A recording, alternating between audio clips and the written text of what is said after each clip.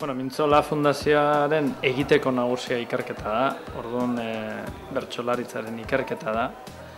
Orduan, hori bere kabuz ez du egiten du, kasu honetan, Euskal Herriko Unibertsitatearen laguntzaz, eta adibidez, Mikel Laboa katedrarekin lankidetzan.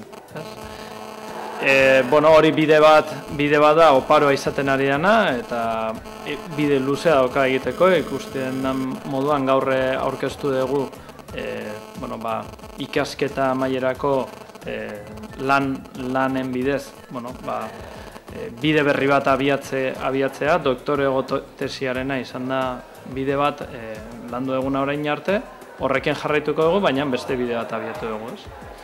Orduan, baditu bideak eta beti lankidetzan eta elkarlanean oinarrituta.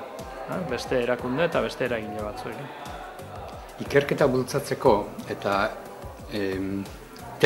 doktorego tesiak egitera iristeko iruditzen zaigu garrantzitsua dela lehenik aurreko bide bat bultzatzea. Eta da tesi amaierako lanak edo ikerketa lan monografikoak askoz laburragoak, ikertzaileak nolabait osatzen eta bideratzen joateko, ez?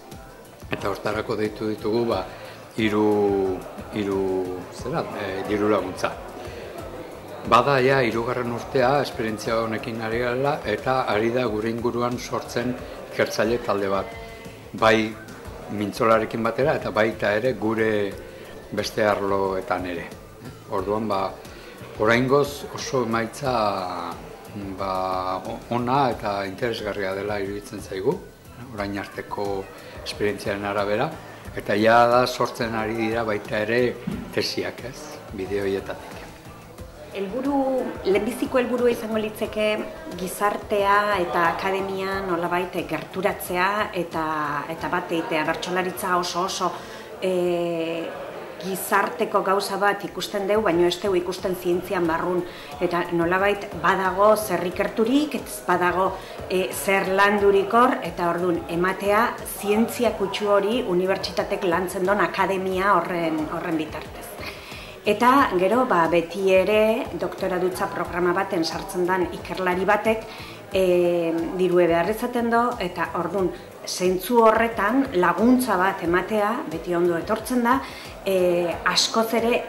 lanak askoz ere errezago egiten dielako, badaukezulako babes bat eta badaukezulako nola jarraitu aurrera, baliabide ekonomiko txikie bada ere, edo esain txikie, baina baldin badaukezu hori askoz errezago lantzen die edozein lan eta baita ikerlanak batez ere.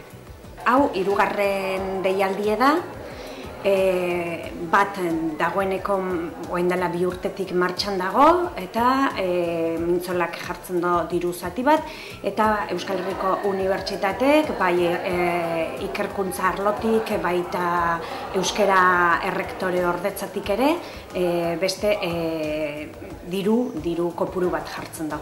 Orduan, horrekin oinarrituta, hau hirugarren deialdia da. Baten egontzan pertsona bat aurkeztu zuena, pertsona hori bere tesie burutzen ari da. Orduan, bigarren deialdin etzan kandidaturik izan, eta hirugarren honetan espero dugu berriz egotea, behar dolako, unibertsitatek behar dolako kulturgintza, herriko kulturgintza hori sustatzea. Eta horren esperon bultzatu da hirugarren deialdi hau.